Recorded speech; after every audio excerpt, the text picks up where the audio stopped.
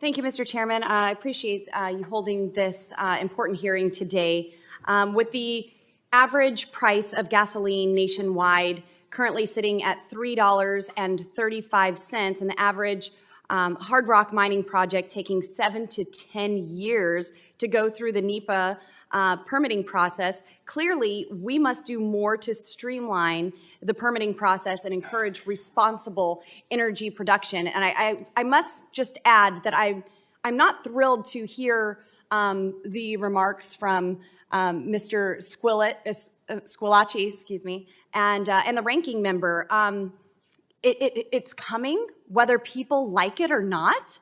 The Green New Deal, wind, solar, it's coming, whether people like it or not. We're not even going to allow the markets to decide.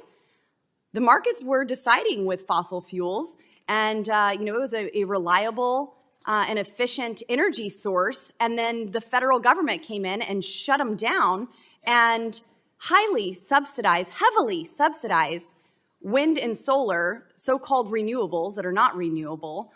And now we hear it's coming whether people like it or not. You're going to learn to like it because the federal government is going to put the restrictions and regulations to force you to have it, and you're going to like it whether you whether you want to or not. Praise the Lord. Look, I'm proud to support both of these well-crafted bills that we're here to discuss today that will do the work that's needed to streamline the permitting process and encourage responsible energy production here in America. I'm also thrilled that the TAP American Energy Act also includes the American Energy Act that I introduced. My bill, H.R. 1067, is important to the people in my district and will help reduce gas prices by providing certainty for energy producers.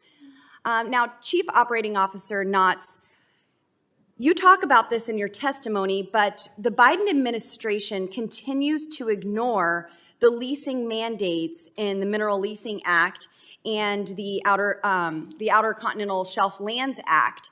Will this bill force the administration and future administrations to comply with the law? Well, it certainly should. Again, thank you for the question. As I said earlier, the laws are there, but the Biden administration has not enforced the Mineral Leasing Act and OXLA.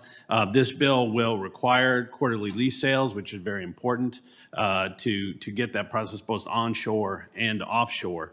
And I just want to also stress again how important or how negative the president has been. I can't tell you the impact that the administration is saying no more drilling on federal lands, no more drilling offshore. The president saying again, no ability for the oil industry to provide, to continue to drill, period. He wants to end fossil fuels. Has a dampening effect. Has a dampening effect on small producers that we represent to get out there and operate. And one other thing I would say is you're talking about the energy renaissance that happened with hydraulic fracturing. Nobody knew that. So if you're talking about we know what's going to happen, we know the market decided that. Energy producers, independent producers, took huge risks to go down, hydraulically frack, horizontal, and the energy renaissance has happened. Thank God that happened. Thank God that now that we have a situation in Ukraine and elsewhere that people didn't say, oh, we're done. Our producers, American producers, went out and said, we're going to take the risk, small producers, and that's benefited all of us. Yes, thank you, Mr. Knotts. Now, it was reported yesterday that President Biden was incorrect about his assertions that the industry is sitting on 9,000 drilling permits, according to the BLM. In reality, those numbers are much lower, potentially due to a clerical error, how convenient, or computer system malfunction. Now, Mr. Knotts, you explain will you explain to those in this subcommittee who have echoed those same remarks that Joe Biden said, that the revised number means, what the revised number means, and why the industry might not be able to use a permit immediately upon receipt? So the numbers were, again, as we talked about 9,000, were by the agency's own admission reduced down to 6,600. Again, that will tell you how unclear the agency is on what's happening. The President of the United States himself used the 9,000 figure, Correct. which was wrong. Second of all, many of those approved permits are tied up in litigation, lawsuits from the environmental community, both in New Mexico and Wyoming. Leases are tied up. So as you're talking about leasing, it's really important to understand the tied up in litigation. And then finally, it's not just a spigot that you open up. Once you get a permit, it takes a huge amount of work. This doesn't happen overnight. So we certainly take exception to this idea that you can just turn these projects on and off overnight. Right. Thank you, Mr. Knotts. My time has expired, and thank you to the witnesses who are here today. Thank the gentleman from Colorado. The gentleman from Montana is recognized. 5 minutes. Thank you, Mr. Chair. Appreciate it. My friends across the aisle, when we talk about the cost of energy, choose to ignore the impacts of supply and demand and our domestic production being intentionally reduced by nearly 2 million barrels a day at the very offset of the Biden administration. They never bring up the amazing profits from renewable energy companies, much of which was extracted from taxpayers with no choice in the matter in the form of federal subsidies. It came directly from tax dollars, and not because they actually consumed any energy whatsoever. So I'd just like to list a few of these. Some of the biggest profit margins in the country last year, okay? 2022, we didn't hear about this. All we hear is about the oil and gas. GE, renewable energy, okay? $5.84 billion net profits, 22. Iberdrola, $4.99 billion net profit. Next era, $3.83 billion. Vestas, $1.9 billion net profits. DACO, New Energy, $1.63 billion. Brookfield Renewable, $887 million. These are all net profit numbers. We never hear about that. All we hear about are the oil and gas companies that had major profit margins. But again, my friends across the aisle refuse to acknowledge the facts of supply and demand and this global market. Mr. Knotts, your testimony, you mentioned that while it's a small percentage of all federally owned land, oil and gas development on federal lands results in substantial revenue and investment in those communities that it's produced near. Could you tell me more about the impact of oil and natural gas leases to these rural communities? Congressman, again, it's hugely important. The revenue source from both onshore and offshore is key to local communities, even throughout the West. The impact on jobs, economic development, schools are so dependent on this mineral revenue, which is a great resource. So, again, we feel that our industry is reducing its footprint, doing a much better job of addressing issues. At the same time that the footprint's getting smaller, we're producing more oil and natural gas from single well pads. And so the impact on the land, the impact on environment's reduced.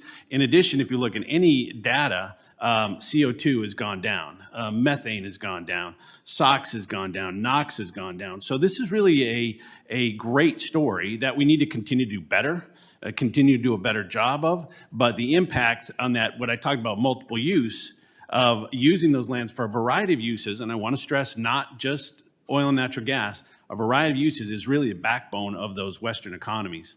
And this is something that I had spoke with the ranker about just last week, and that is there are so many people that have been lifted out of impoverished conditions, provided cleaner water, energy to their homes because of having access to not only these natural resources, but the revenue that is provided by them. Mm-hmm.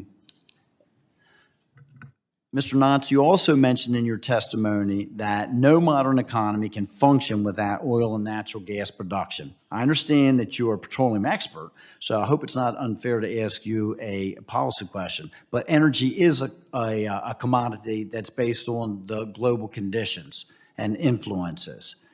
Given your expertise, do you believe that significantly reducing the number of oil and gas leases in the United States could make us more vulnerable to foreign adversaries?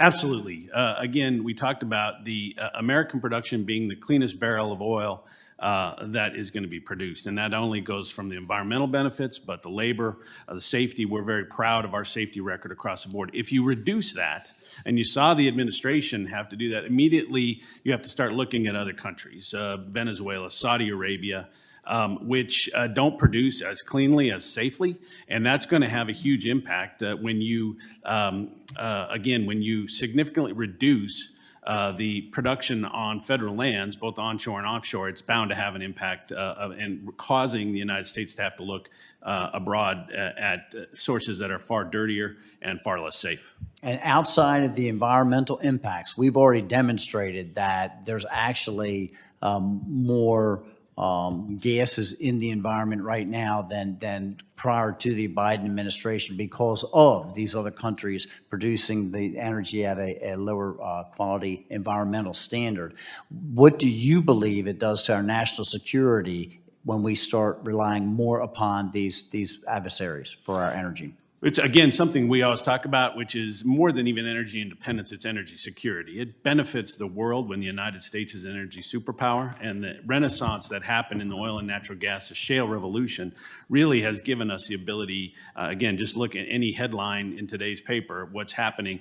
Imagine if the United States didn't have a robust oil and natural gas industry to address that, and it's something, again, that we think is really important for energy security.